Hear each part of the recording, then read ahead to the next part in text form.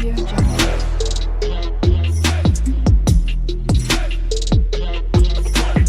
Audio Jungle.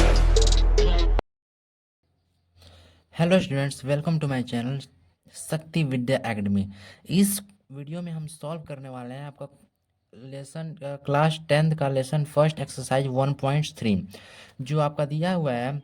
जी, इस exercise को solve करने से पहले हम लोग इरेशनल नंबर्स क्या होते हैं, रेशनल नंबर्स क्या होते हैं, मैं आपको पहले ये इंट्रोड्यूस कराऊंगा, तब हम इस क्वेश्चन को सॉल्व करेंगे ताकि आपको इस क्वेश्चन सॉल्व करने में कोई दिक्कत ना हो। ठीक है, तो चलिए मैं आपको पहले इरेशनल और रेशनल नंबर्स के बारे में बताता हूँ। मैं देखिए, यहाँ पे दिया है रेशनल नंबर्स फर्स्ट क्या होते हैं, तो रेशनल नंबर्स के बारे में जानिए। A rational number is any numbers that can be written as a fractions where both the numerator and the top number and the denominator the bottom number are integers and the denominator is not equal to 0।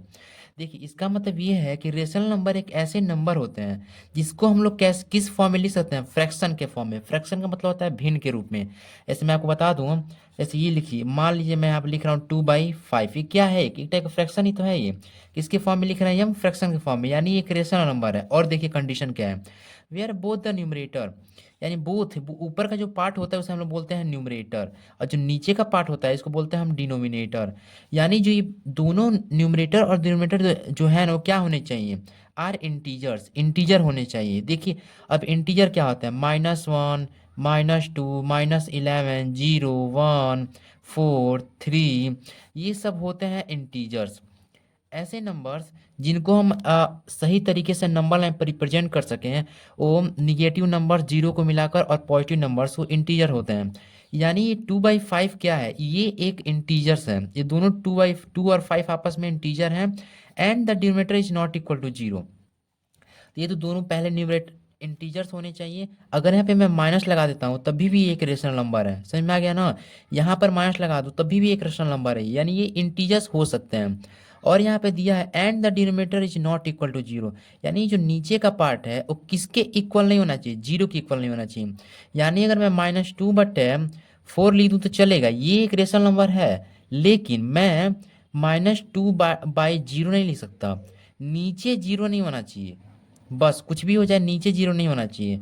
वही बोला है, denominator का जो नीचे part है 0 नहीं होना चाहिए। देखिए यहाँ पे p/q है, where q is not equal to 0। इसका मतलब ये कि नीचे का q 0 के इक्वल नहीं होना चाहिए। अगर मैं लिख दूँ ये -10/11, क्या एक रेशनल नंबर है? हाँ, ये रेशनल नंबर है। 1/4 ये रेशनल नंबर है? हाँ, ये रेशनल नंबर है। 1/0 ये रेशनल नंबर है? नहीं, नीचे 0 नहीं होना चाहिए। तो समझ में आ गया ना आपको रेशनल नंबर्स क्या है? तो चलिए इसका स्क्रीनशॉट ले लीजिए। अब मैं आपको बताऊंगा इरेशनल नंबर्स क्या होते हैं। ये रहा आपका irrational numbers. Irrational number is a real number that can not be expressed as a ratio of integers. देखिए, मैं पहले आपको बताया था रेशनल नंबर्स क्या होते हैं। -1/4 नीचे 0 नहीं होना चाहिए, बाकी ऊपर कुछ भी हो, नीचे कुछ भी हो, बस नीचे 0 नहीं होना चाहिए। हमारा एक रेशनल नंबर है। तो इसको हमने किस फॉर्म में लिखा है? इसको हमने फ्रैक्शन के फॉर्म में लिखा है। फ्रैक्शन के फॉर्म का हम कह सकते हैं कि इसको हमने रेशियो में लिखा है। इसमें लिखा है रेशियो में। फ्रैक्शन के में लिखने का मतलब हमने उसके रेशियो में लिखा है। तो ये एक रेशनल नंबर है। और इरेशनल नंबर्स वो नंबर होता है जिनको हम कभी भी फ्रैक्शन के फॉर्म में या तो रेशियो के फॉर्म में नहीं लिख सकते। समझ में आ गया ना? वो इंटीजर्स हों लेकिन हम कभी भी इंटीजर्स के रेशियो, ये इंटीजर के रेशियो में लिखा गया है या फ्रैक्शन के फॉर्म में लिखा गया, इसको हम इस फॉर्म में नहीं लिख सकते हैं। जैसे एग्जांपल में दिया वहाँ पे √2, √3, √5, और बहुत सारे नंबर हो सकते हैं। √11 भी हो सकता है, √13 भी हो सकता है, क्योंकि इनका कोई परफेक्ट स्क्वायर नहीं होता है इनके रूट का। तो देखिए, अगर हम √2 की वैल्यू निकालेंगे तो 1.41421111, इसमें पता नहीं कितने नंबर आएंगे, ये कभी भी डिवाइड नहीं होगा। यानी इसका कोई एक एग्जैक्ट वैल्यू नहीं आएगा √2 का। समझ में आ गया ना? तो इसीलिए हम √2 को हम कभी भी √2/1, चलिए मान लीजिए नीचे 0 नहीं लिखते, हम 1 लिख देते, क्या भी एक रेशनल नंबर होगा ना? नहीं, ये √2 अभी भी रेशनल नंबर नहीं है। क्यों? क्योंकि √2 लिखने मतलब √2 ही है, और इसका कभी भी एग्जैक्ट वैल्यू नहीं निकल सकती है। देखिए यहाँ पे ये बहुत ही अनंत जगह आएगा, लेकिन कभी भी एक एग्जैक्ट वैल्यू नहीं देगा। √3 का भी कोई एग्जैक्ट वैल्यू नहीं आएगा। देखिए 1.73205080, इसका करने का मतलब ये है ना कि इसका भी ये डिवाइड चल रहा है और कभी भी एग्जैक्ट वैल्यू नहीं आएगा। तो ये ऐसे ऐसे जो नंबर्स होते हैं जो अंडर रूट फॉर्म में होते हैं, ये इरेशनल नंबर्स होते हैं। अब आप कहेंगे √4 क्यों नहीं लिखा हूँ मैं? √4 की अगर हम वैल्यू निकालेंगे तो इसका एक परफेक्ट स्क्वायर होता है। ये √4 का परफेक्ट वैल्यू होती है 2। क्या होता है? 2। इसीलिए हम कभी भी इसका हम क्या नहीं कर सकते, हम अंडर 36 का क्या होता है, अंडर 36 का 6 होता है। इसीलिए कुछ वैल्यूज होते हैं जिनका हम परफेक्ट वैल्यू निकाल सकते हैं, लेकिन कुछ इरेशनल नंबर्स होता है जिनका कोई परफेक्ट वैल्यू डिवाइड करने पर नहीं निकलता है, वही हमारा इरेशनल नंबर्स होता है। आप इसका स्क्रीन शॉट ले लीजिए। अब चलते हैं क्वेश्चन पर। इस क्वेश्चन को सॉल्व करने से पहले मैं आपको बता दूं, ये जो आप क्वेश्चन सॉल्व कर रहे हो एक्सरसाइज 1.3 का, ये बोर्ड एग्जाम्स में हर बार पूछे जाते हैं और हर बार 5-5 नंबर के और 10-10 नंबर्स के आते हैं। तो इस क्वेश्चन को आप अच्छी तरह से समझ लो, इस सॉल्यूशन को समझ लो और इसे कभी भी स्किप मत करना इस क्वेश्चन को, ठीक है। और हर बार बोर्ड एग्जाम में पूछा जाएगा, तो हर बार आपको इसे अटेंड करना पड़ेगा, कन्फर्म है कि ये पूछा जाएगा, ठीक है। इस क्वेश्चन को सॉल्व करते हैं। पहला दिया prove that under 5 is a rational number. हमको पता है कि अंडर 2 अंडर 3 क्या नाम है, इरेशनल नंबर्स होता है, क्योंकि इनकी कोई परफेक्ट वैल्यू नहीं होती है और इनको रेशियो के फॉर्म में नहीं लिखा जा सकता, फ्रैक्शन के फॉर्म में। सेम अंडर 5 भी एक इरेशनल नंबर ही होता है, लेकिन हमें यहाँ पे प्रूव करना है कि अंडर 5 ही इरेशनल नंबर है, इसको साबित कीजिए। चलिए इस क्वेश्चन को सॉल्व करते हैं। ये रहा आपका क्वेश्चन नंबर फर्स्ट। देखिए यहाँ पे दिया है, क्या दिया है यहाँ पे, ध्यान देखिएगा। Let under 5 is a rational number. हम कुछ टाइम के लिए मान लेते हैं कि अंडर 5 क्या नाम है, यहाँ पे क्वेश्चन गलत होकर लगता है, यहाँ पे इरेशनल होने चाहिए थे। आप यहाँ पे क्वेश्चन, हाँ इरेशनल। हम चलिए कुछ टाइम के लिए मान लेते हैं कि अंडर 5 एक इरेशनल नंबर नहीं है, अंडर 5 क्या है, एक रेशनल नंबर है, ठीक है। इसीलिए we can find two integer, इसलिए हम कोई भी दो इंटीजर फाइंड कर सकते हैं, ए एंड बी। हम ऐसा क्यों किए हैं, क्योंकि हम आपको पता है ना कि ए एंड बी क्या है, वही दो इंटीजर्स हैं जिनको हम क्या नाम है, रेशनल फॉर्म में या तो फ्रैक्शन के फॉर्म में लिख सकते हैं, इसलिए हमने इसको डिनोट कर दिया है। जहाँ पे बी जीरो की इक्वल नहीं होना चाहिए, यानी मैं आपको बताया था ना पी बाई क्यू, ये रेशनल फॉर्म में है अगर रेशनल नंबर है तो, और यहाँ पे क्यू किसके इक्वल नहीं होना चाहिए, जीरो के, वही तो बता रहा है बस, वही पी अपन क्यू के जगह पे ए अपन ए और बी रख लिया है बस। सच दैट यानी अंडर 5 अगर रेशनल नंबर है तो क्या अंडर 5 ए अपन बी के इक्वल हो जाएगा, same under 5 equal to p by q के इक्वल हो जाएगा, समझ में आ गया ना। यहाँ पे ए बी ए बटे ए और बी ले लिया हूँ। अब let a and b have a common factor other than 1। चलिए मान लेते हैं कि जो ये दोनों इंटीजर्स हैं इनके पास एक कॉमन फैक्टर है, क्या है, सिर्फ 1 है। कॉमन फैक्टर समझ में आ रहा है ना। जैसे अगर हम 5 और 7 का, यहाँ पे 5 और 7 का जब हम एस सी एफ निकालेंगे तो क्या निकल के आएगा, सिर्फ एस सी एफ 1 ही निकल के आएगा ना 5 और 7 का। यानी ये दोनों आपस में क्या है, ये को प्राइम नंबर है, जिनका एस सी एफ अगर को प्राइम एक ही फैक्टर निकल कर आया है, दोनों का कॉमन एस सी एम, उसे हम बोलते हैं को प्राइम नंबर। ऐसे ही सेम और ए और बी को हम मान लेते हैं ना कि इनके पास बस एक ही फैक्टर है, क्या है, सिर्फ 1। Then we can divide them by the common factor and assume that a and b are coprime. तो हम चलो मान लेते हैं कि ए और बी के पास अगर सिर्फ एक ही फैक्टर है तो दोनों आपस में क्या है, को प्राइम नंबर। अब देखिए हमने क्या, पहले यहाँ पे आप स्क्रीन शॉट लेते चलिए। चलिए अब ये है ए बाई बी को हमने क्या रखा है, ए बट्टे बी इक्वल टू अंडर 5 जो पहले था यहाँ पे। अब देखिए ए को हमने क्या कर दिया, ए यहाँ पर था और बी डिवाइड में था, तो बी को इधर भेजेंगे बराबर किया तो क्या आ जाएगा, मल्टीप्लाई में हो जाएगा। अब हमने दोनों साइड क्या कर दिया, स्क्वायरिंग बोथ साइड लिखेंगे यहाँ पे, स्क्वायरिंग यहाँ पे लिख देंगे, squaring both side, squaring both side. जब स्क्वायरिंग करेंगे तो ए स्क्वायर हो जाएगा और बी अंडर 5 का जब स्क्वायर करेंगे तो बी स्क्वायर, स्क्वायर अंदर बी स्क्वायर हो जाएगा, और जब अंडर 5 का जब स्क्वायर करेंगे ना तो सिर्फ 5 आएगा। हम इसको ऐसे भी लिख सकते हैं 5b स्क्वायर। अब देखिए this means that b square is divisible by 5 and hence a is divisible by 5। हम इसका मतलब देख सकते हैं कि जो बी स्क्वायर है वो क्या है, बी स्क्वायर 5 से डिविजिबल है। यहाँ पे गलती हो गया, यहाँ पे ए स्क्वायर होना चाहिए। तो इसका मतलब ये जो ए स्क्वायर है वो किससे डिविजिबल है, 5 से डिविजिबल है, क्योंकि अगर ए स्क्वायर इस साइड है और इधर बी स्क्वायर 5 है, 5b स्क्वायर है, तो ये इधर मल्टीप्लाई में जब इधर आएगा तो क्या हो जाएगा, ए स्क्वायर के डिवाइड में हो जाएगा। यानी ए स्क्वायर किससे डिविजिबल है, 5 से, वही यहाँ पे लिखा गया है divisible by 5 and hence a is divisible by 5। यानी हम इससे ऐसे भी कह सकते हैं कि जो क्या है, ए जो है 5 से डिविजिबल है, यानी एक पावर स्क्वायर, इसका मतलब क्या है, ए इंटू ए, यानी ए जो है 5 से भी डिविजिबल है, समझ में आ गया ना। तो चलिए हम मान लेते हैं, फिर से आप स्क्रीनशॉट ले लीजिए, ठीक है। अब हम मान लेते हैं, चलिए ए की जगह पर क्या रख लेते हैं, 5k। हमने यहाँ पे क्या रखा है, ए की जगह पर हमने क्या रख लिया, 5k, वेयर के इज एन इंटीजर, के कोई भी इंटीजर है, तो ए की जगह पर क्या रखेंगे यहाँ पे 5k का स्क्वायर हो गया यहाँ पे, ठीक है, इक्वल टू 5b स्क्वायर। अब देखिए 5 के का स्क्वायर रखें तो 5 को आपस में 2 बार मल्टीप्लाई करें 25 हो जाएगा, और के स्क्वायर होगा इक्वल टू 5b स्क्वायर। अब 5 इधर आएगा बराबर की इधर, तो ये 5 को क्या करेगा 5 टाइम्स में कट कर देगा, यानी सिर्फ इधर क्या बच जाएगा, इधर बस बच जाएगा 5 के स्क्वायर, और इधर क्या आ जाएगा b स्क्वायर। समझ में आ गया ना, यही b स्क्वायर हो गया। अब देखिए this means that b square divide by 5, इसका मतलब ये कि जो b स्क्वायर है ये भी तो 5 से डिविजिबल है, क्योंकि इधर मल्टीप्लाई में जब इधर आएगा तो ये भी क्या नाम है, जब के स्क्वायर करेंगे तो b स्क्वायर बाई 5, यानी b स्क्वायर भी किससे डिविजिबल है 5 से। एग्जैक्टली b भी किससे डिविजिबल हो जाएगा 5 से। समझ में आ गया ना। This implies that a and b have as a common factor, तो इसका मतलब ये निकल के आया कि जो a और b है इन दोनों के पास क्या है कॉमन फैक्टर 5 है। क्या है 5 एज अ कॉमन फैक्टर।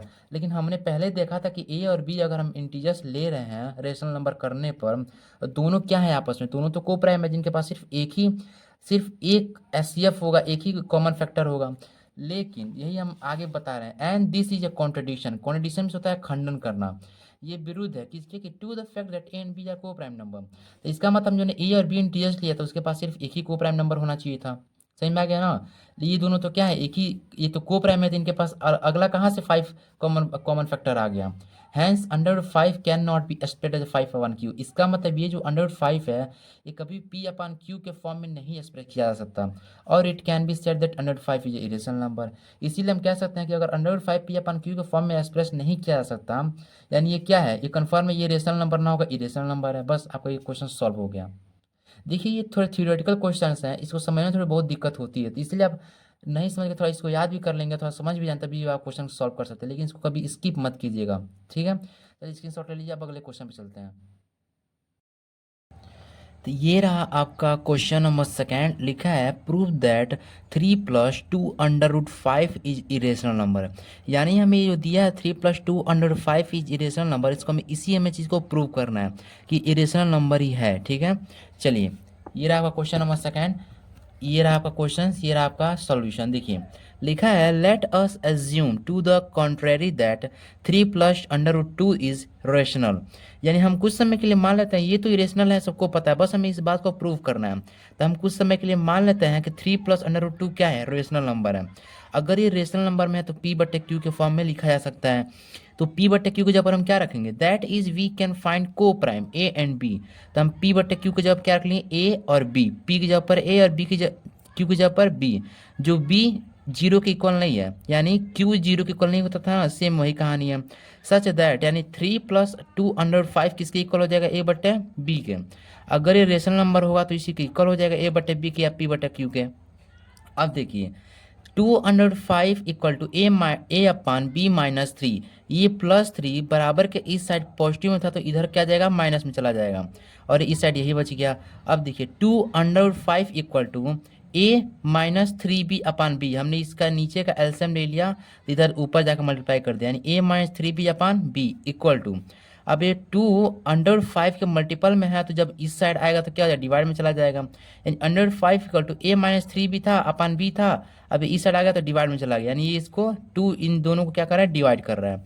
अब देखिए अब इतना समझ में आ गया ना। अब नीचे आइए, अब क्या लिखा है, since a and b are integers, तो हमें पता है कि a और b क्या है इंटीजर्स हैं, जैसे p और q इंटीजर्स हैं। We get a minus 3b upon 2b, हमने अंडर 5 के इक्वल क्या कर लिया a minus 3b upon 2b कर लिया हमने, इज रेशनल, यानी ये तो आपस में रेशनल, ये समझ में आ रहा है। And so under 5 is rational, under 5 क्या है, अगर ये रेशनल नंबर है और इसकी इक्वल क्या है अंडर 5 है, यानी ये अगर ये रेशनल नंबर है तो ये भी रेशनल नंबर हो गया। अब इसका स्क्रीनशॉट ले लीजिए पहले। हाँ अब चलिए, अब यही कह रहा है कि अगर ये रेशनल नंबर है तो कन्फर्म ये भी क्या होगा, ये भी रेशनल नंबर होगा। तो but this contradicts that the fact that under 5 is irrational, लेकिन ये चीज़ है ना ये खंडन कर रहा है इस बात का, क्योंकि ना जो अंडर 5 होता है वो क्या होता है, वो इरेशनल नंबर होता है, उसको कभी भी रेशनल नंबर के फॉर्म में नहीं लिखा जा सकता, क्योंकि इसका अंडर 5 का भी एग्जैक्ट वैल्यू नहीं आता है, जैसे अंडर 2 का एग्जैक्ट वैल्यू नहीं आ रहा था। Same this contradictions has arisen because of our incorrect assumptions that 3 + 2 under 5 is rational. ये खंडन कब शुरू हुआ, ये खंडन का उदय कब हुआ, ये मतलब इस बात का विरोध कब हुआ, जो इस विरोध तब शुरू हुआ ना जब हमने क्या मान लिया था, 3+2 और 5 को हमने क्या मान लिया था, रेशनल नंबर मान लिया था। इसीलिए so we conclude that 3+2 is irrational.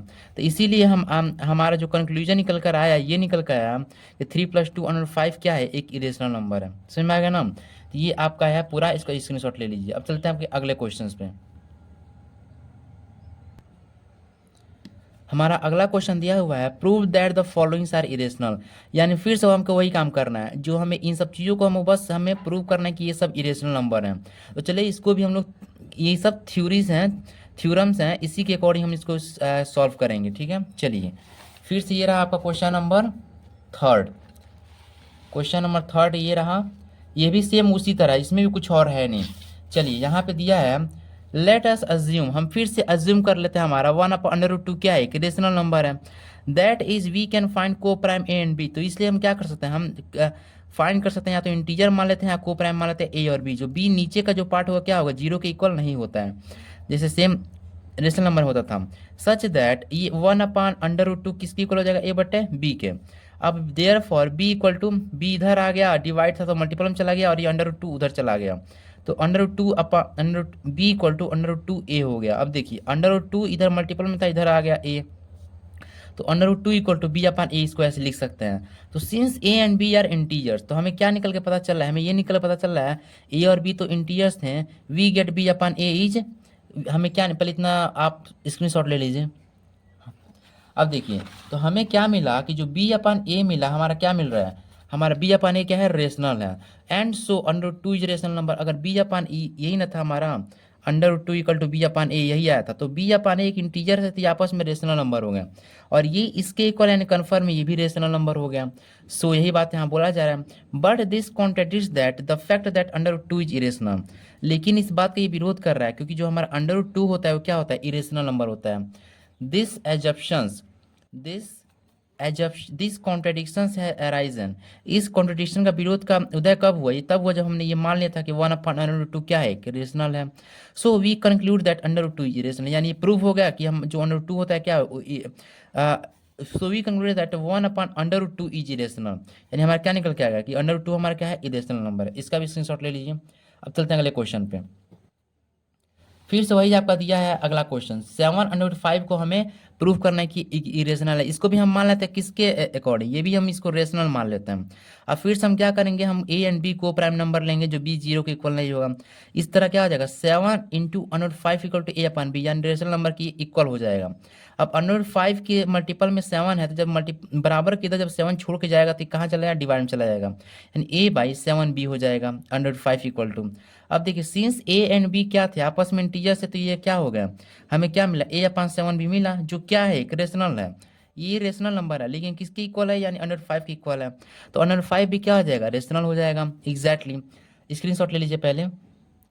चलिए अब फिर से, अब ये भी रेशनल नंबर हो गया, लेकिन but this contradicts that the fact that √5 is irrational. लेकिन हमारा जो हम निकाले हैं, ये तो खंडन कर रहा है इस बात का, क्योंकि जो हमारा √5 होता है वो तो एक इरेशनल नंबर होता है। लेकिन इस चीज़ का फिर से उदय कब हुआ, जब हमने ये माना था कि 7/5 क्या है, एक रेशनल है।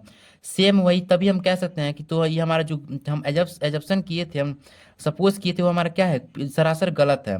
तो हमें निकाल सकते हैं कि so we conclude that 7/5 is क्या है, इरेशनल। ये भी आपका सॉल्व हो गया। चलते हैं फिर से आपका इस एक्सरसाइज के आखिरी क्वेश्चन पे। ये रहा आपका आखिरी क्वेश्चन, यहाँ आप देख सकते हैं दिया है 6 + √2 को हमें प्रूव करना, ये भी रेशनल है। सेम वही कहानी है, हम फिर से अज्यूम कर लेते हैं कि 6 + √2 क्या है, एक रेशनल है। ठीक है, अब that is we can find a coprime a and B, फिर से हम बी जीरो की इक्वल नहीं होगा, तो ये 6 + √2 की इसके इक्वल हो जाएगा a/b, क्योंकि ये रेशनल नंबर है, इसके इक्वल हो गया, इसको माने हैं रेशनल नंबर। तो अब √2 6 इधर बराबर के इधर प्लस में है, तो बराबर के इधर जाएगा तो क्या हो जाएगा, माइनस में हो जाएगा, तो √2 = a/b - 6 इधर आ गया, तो -6 हो गया। चलिए ये कर लीजिए, स्क्रीनशॉट ले लीजिए। अब इतना हो गया।